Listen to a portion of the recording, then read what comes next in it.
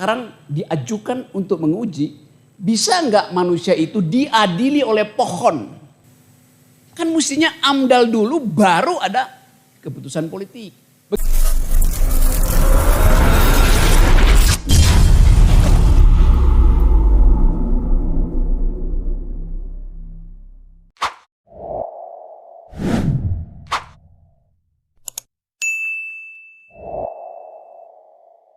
Bismillahirrahmanirrahim. Assalamualaikum warahmatullahi wabarakatuh. Bapak Ibu tiga peserta diklat sertifikasi lingkungan hidup, niaga dan kemudian pengadilan penyelesaian perselisihan hubungan industrial ya yang berbahagia. Malam ini kita sudah kedatangan narasumber kita yakni Pak Rocky Gerung. Beri dulu gemuruh tepuk tangan buat beliau. Saya tentu tidak akan mengenalkan lagi beliau ya, silakan cek sajalah di Google. Tapi malam ini yang mau kita bicarakan itu pure terkait mengenai lingkungan hidup ya. Materinya adalah environmental ethics and environmental justice. Karena saya selaku mediator diminta oleh tukang jagal untuk menguliti dulu sebelum nanti dagingnya dicabik-cabik oleh Pak Rocky ya. Orang bilang Bung Rocky, Bang Rocky ya. Nanti kita ngobrol tentang apa itu Bung, apa itu Bang. Teman-teman sekalian, ada sejarah panjang terkait mengenai ekonomi atau pembangunan ekonomi itu ya. Yang di dalamnya tentu tidak selalu seiring sejalan menghasilkan kesejahteraan ekonomi dan kelestarian ekologi. Dari sejak zaman Renaissance abad ke-14, ya ketika ilmu pengetahuan itu begitu bergairah, lalu dilanjutkan dengan revolusi industri di abad ke-18, atau mungkin lebih detail lagi ketika kemudian ditemukannya mesin uap oleh James Watt, ya, atau kemudian mungkin lebih detail lagi sejak adanya landasan-landasan ekonomi pasar bebasnya Adam Smith sebagai nabi ekonomi, maka pada saat itu berubah semua terkait hal-hal apakah itu pertanian, apakah itu teknik, apakah itu teknologi, apakah itu manufaktur lainnya. Namun demikian ya, pembangunan itu pada akhirnya memang tidak selamanya menghasilkan kesejahteraan, yang ada justru adanya kesenjangan-kesenjangan. Ekonomi yang dibangun itu memang membangkitkan adanya pasar. Pasar akibat adanya pekerja, upah dan daya beli. Sudah pasti itu ketika ada industri masuk, produk dihasilkan, maka kemudian ada tenaga kerja, kemudian ada upah, ada kemudian daya beli. Tapi apakah kemudian itu muncul kesejahteraan, itu menjadi problem dan kajian ekonomi. Tapi yang jelas pembangunan ekonomi selalu memiliki implikasi yang nyata adanya kerusakan pada ekologi. Kenapa? Karena industri-industri yang dibangun selalu membutuhkan lahan. Maka lahan itu kemudian perlu ditebang pohon-pohonnya untuk itu. Ya, karena industri dibangun maka dibutuhkan juga lahan-lahan pemukiman untuk itu Bapak Ibu sekalian. Nah, Bapak Ibu sekalian, pohon-pohon yang ditanam itu, dalam penelitian kita tahu bahwa manusia itu menghirup oksigen setiap harinya 1,17 kilogram oksigen. Pohon dewasa, pohon setinggi 10 meter itu menghasilkan 143,33 kilogram oksigen setiap harinya. Maka kemudian kalau 143 kilogram itu, maka yang dihasilkan untuk orang dewasa menghirup itu kira-kira jumlahnya 122 sampai dengan 165 orang untuk menghirup di satu pohon itu yang dihasilkan. Bayangkan kalau ada 1.000 orang di satu pulau itu, pohonnya cuma ada 3. Ya, meskipun memang oksigen itu nggak semuanya dihasilkan oleh pohon, tapi dihasilkan juga oleh misalnya biota laut dan hal-hal lain yang terkait mengenai biodiversity. Bapak Ibu sekalian, kita akan membicarakan kaitan-kaitan kenapa pentingnya, meskipun di sini ada teman-teman di PPC Militer, ada juga kawan-kawan niaga, ada juga kawan-kawan PHI, tapi penting mengundang teman-teman ini juga biar dibuka wawasannya tentang apa itu environmental ethic. Ya, ada saya melakukan penelitian di tahun 96 di daerah saya itu petani damar di wilayah pesisir barat Lampung itu mereka hidup di pohon-pohon damar. Karena mereka bisa memanen getah damar yang harganya pada waktu itu 5.000 sampai dengan 6.000 per kilogram.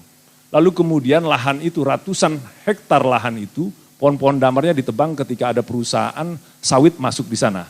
Lalu kemudian petani-petani itu menjadi pekerja di sana. Mengharapkan 4 tahun kemudian bibit sawit itu yang berada di lahannya, ya, yang ada di lahannya itu untuk supaya berbuah. Ketika 4 tahun berbuah, harga sawitnya hanya 2.500, hanya 3.000 saja. Lalu kemudian bagaimana kesejahteraan? Dia nggak mendapatkan kesejahteraan, tapi pohon-pohon damar itu sudah hancur dan hilang. Sehingga Lampung yang dulu menjadi kawasan damar terpadat ya di wilayah Indonesia, dan Indonesia menjadi lahan terpadat damarnya kedua setelah berhasil, itu kondisinya sekarang sudah hancur. Efek pembangunan ekonomi yang buruknya ada di sana. Nah, bagaimana mendamaikan ini? Mungkin dari diskusi-diskusi nanti kita akan lihat seperti apa sebetulnya, apakah ada jalan damai antara ekonomi dan ekologi itu. Lalu bagaimana teman-teman hakim di sini memiliki peran-peran penting di situ. Ceramah kemarin yang disampaikan oleh Pak KMA, itu nyata jelas bahwa memang upaya-upaya diantaranya oleh Mahkamah Agung, oleh hakim adalah tentu saja pro natura. Kita pro pada lingkungan. Gugatan-gugatan terkait mengenai kerusakan-kerusakan lingkungan hidup tentu harus dilakukan pemeriksaan. Keadilan tentu harusnya diwujudkan oleh hakim pada putusan-putusannya jika itu terkait pada lingkungan hidup. Karena hakim bukan saja dia sebagai hakim, tapi dia sesungguhnya juga adalah korban karena dia tinggal di lingkungan itu. Bapak Ibu sekalian, itu saya memberi pengantar untuk mengulitinya saja. Kita sambut Pak Rocky Gerung untuk mencincang-cincang dagingnya. Silakan Bang.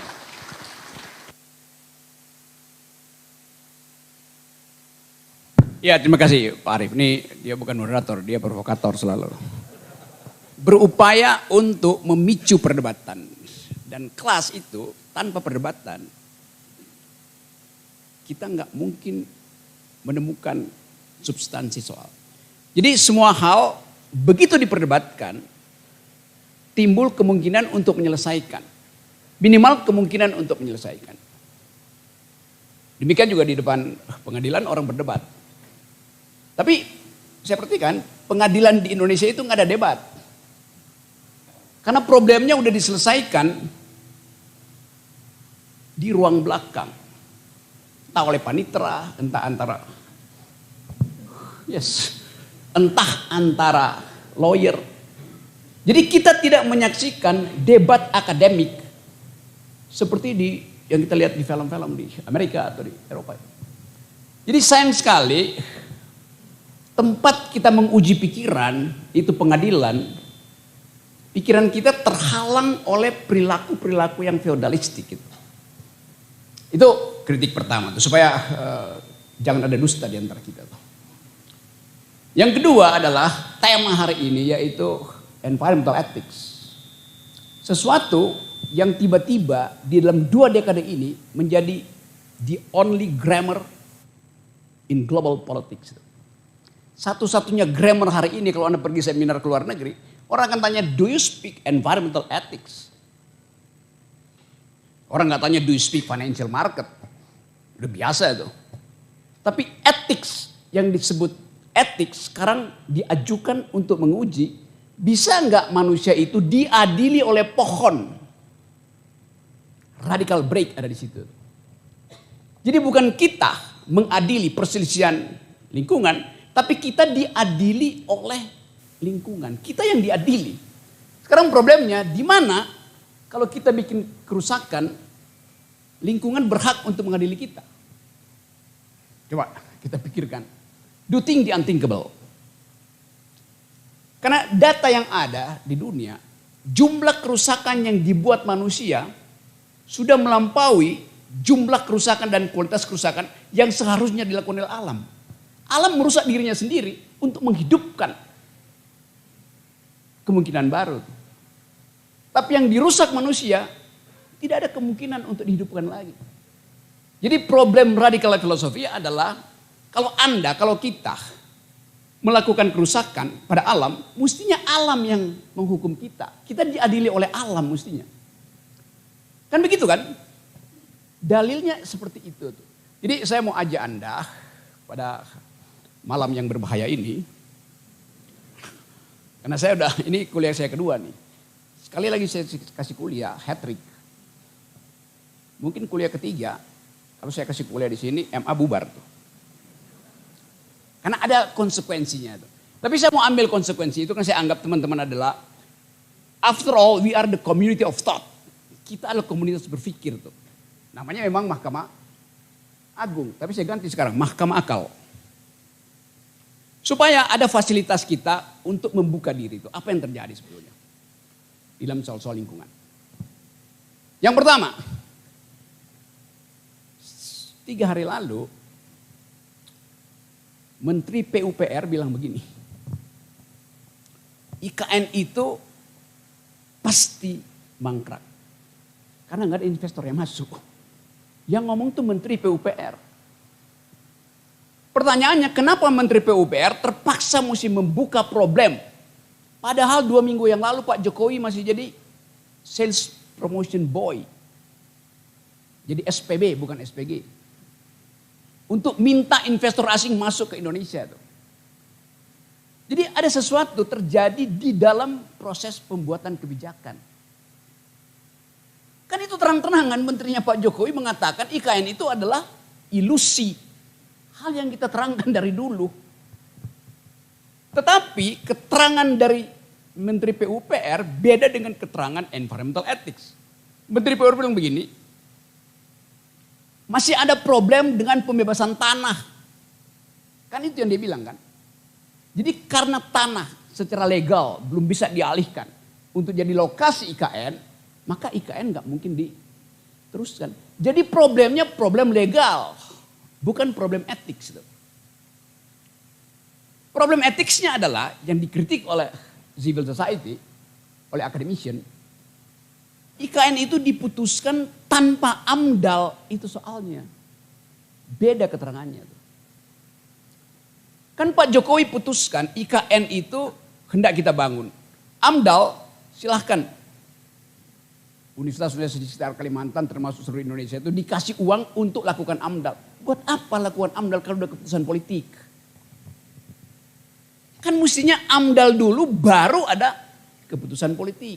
Bagaimana kalau misalnya satu forum di Mahkamah Agung setelah ikut kuliah saya mengatakan bahwa AMDAL itu harusnya membatalkan kebijakan negara.